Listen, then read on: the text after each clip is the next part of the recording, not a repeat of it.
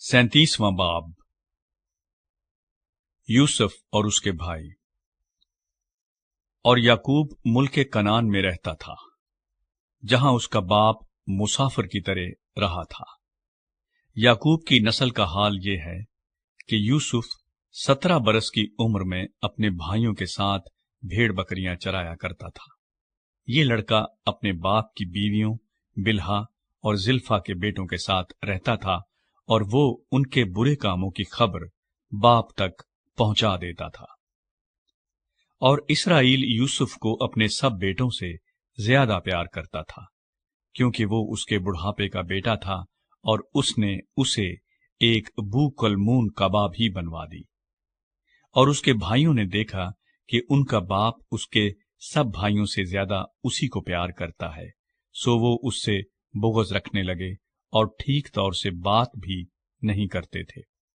और यूसुफ ने एक ख्वाब देखा, जिसे उसने अपने भाइयों को बताया, तो वो उससे और भी बुग़्ज़ रखने लगे। और उसने उनसे कहा, जरा वो ख्वाब तो सुनो जो मैंने देखा है।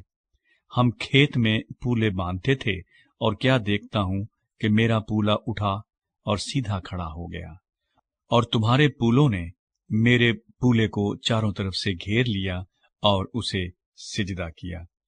तब उसके भाइयों ने उससे कहा कि क्या तू सचमुच हम पर सल्तनत करेगा, या हम पर तेरा तसल्लुत होगा?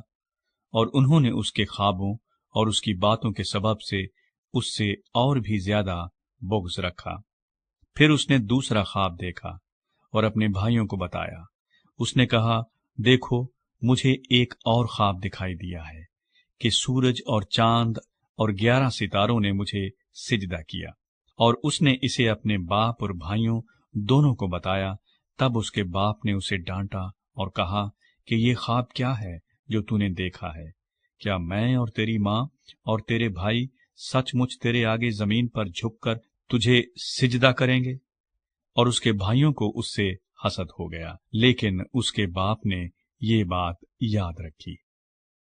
यूसुफ बेचा जाता और मिस्र को ले जाया जाता है। और उसके भाई अपने बाप की भेड़ बकरियां चराने सिकम को गए।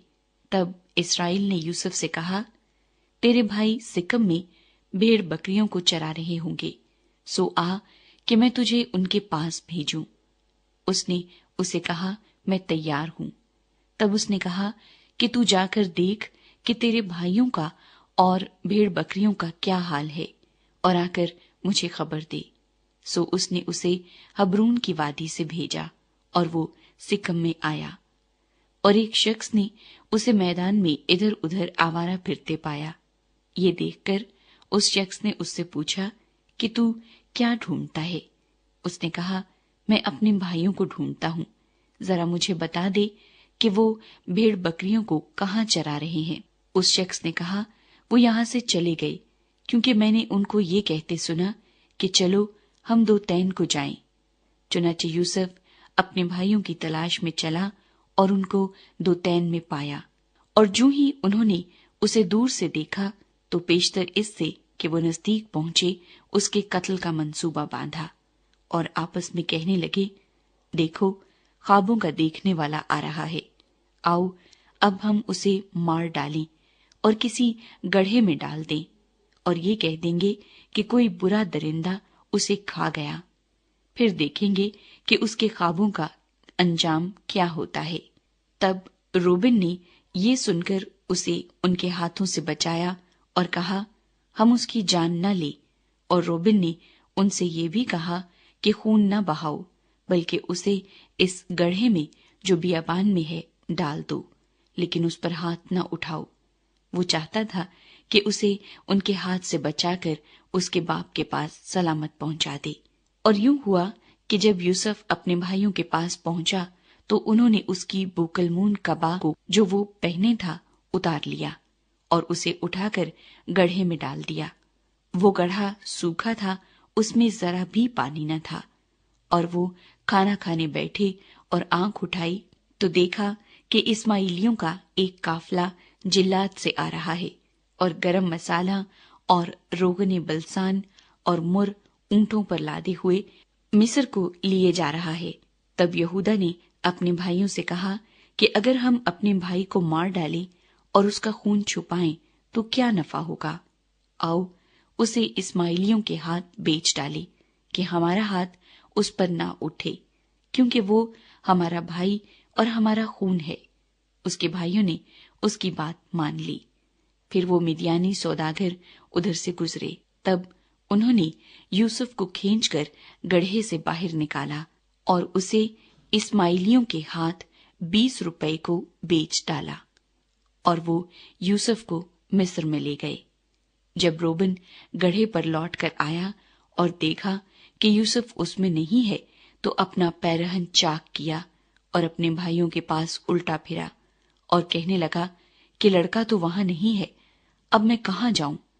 پھر انہوں نے یوسف کی کبا لے کر اور ایک بکرا ذبح کر کے اسے اس کے خون میں تر کیا، اور انہوں نے اس بوکلمون کبا کو بھجوا دیا۔ سو وہ اسے ان کے باپ کے پاس لے آئے اور کہا کہ ہم کو یہ چیز پڑی ملی، اب تو پہچان کہ یہ تیرے بیٹے کی کبا ہے یا نہیں۔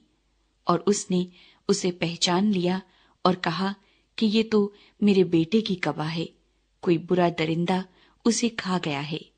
یوسف بے شک پھاڑا گیا۔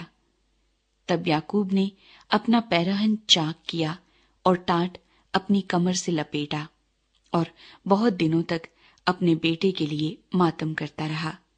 اور اس کے سب بیٹے بیٹیاں اسے تسلی دینے جاتے تھے، پر اسے تسلی نہ ہوتی تھی۔